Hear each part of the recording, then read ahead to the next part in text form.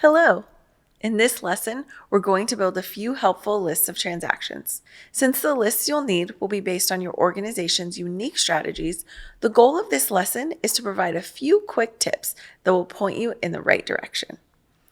Because Fundraise lists are dynamic, they are great for recurring workflows. By dynamic, we mean that items can fall into or out of the list based on the filters you've saved.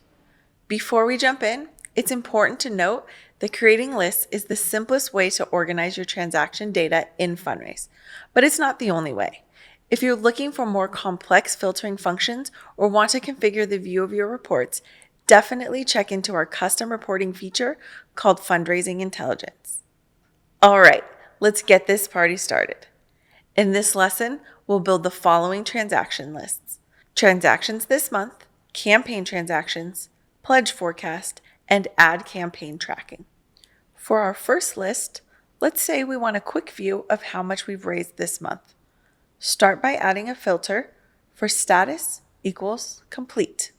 Important side note, Fundraise's transactions section contains transactions of all statuses, including failed transactions. What that means for you is that in most cases, you'll want to start your list by filtering for status equals complete, so that your list references successful payments. Next, add a date filter. Rather than an exact date, you can add a relative or magic date of this month.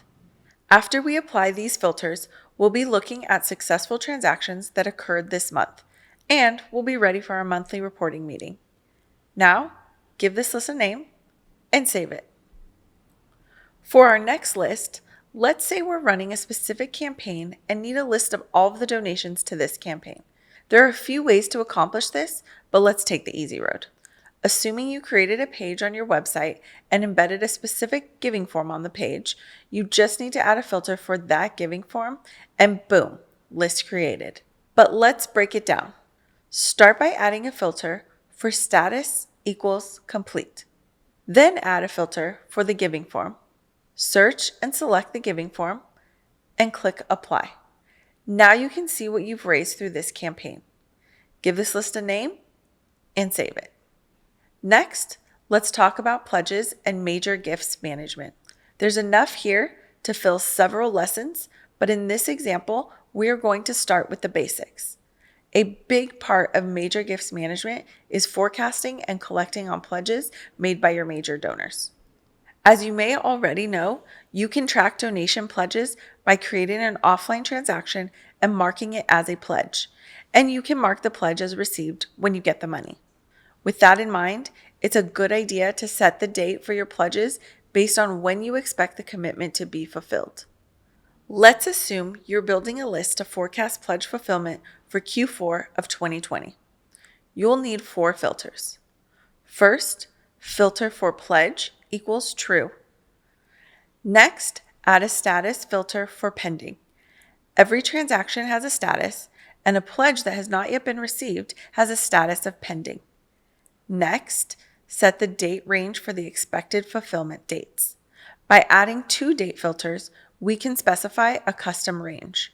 First, for dates after or equal to October 1st, and then a filter for dates before or equal to December 31st. Upon applying these filters, you'll see all the pledges that are expected to be fulfilled in Q4 of 2020. This list shows us potential donations we need to be focused on, as well as helps us forecast expected revenue. There's a lot more you can do with pledges, but hopefully this example provides a quick guide. Finally, let's build one more list to check in on our marketing department. If you're running ads on Facebook or Google, you need to know if the money you're spending on ads is actually inspiring donations and how much you've raised through your ad campaigns. Advanced example warning: there are a lot of ways to measure the ROI of your marketing campaigns. For example, you could pass donation data back to an ad platform using Fundraise Giving Form event handlers, which is probably what your marketing would prefer. For now, let's talk about how you can build transaction lists with UTM data inside Fundraise. We're not going over UTMs in this video, but basically, they're the 5 URL parameters that enable tracking of online marketing performance across sources and campaigns. This example assumes your team is using UTMs correctly. When UTM data is available with a transaction, the data is visible on the transaction profile and can be used with transaction filters. Let's start with source equals Facebook. When you apply this filter, you'll see transactions that occurred after a donor was directed to your site from a link on Facebook. Say you ran a specific ad campaign with a budget of $500 on Facebook. You can add a filter for UTM campaign and enter the campaign name. When you apply these filters, you'll see the amount actually raised from your ad campaign. It's worth repeating, so we'll say it again. There are many ways to monitor marketing influence.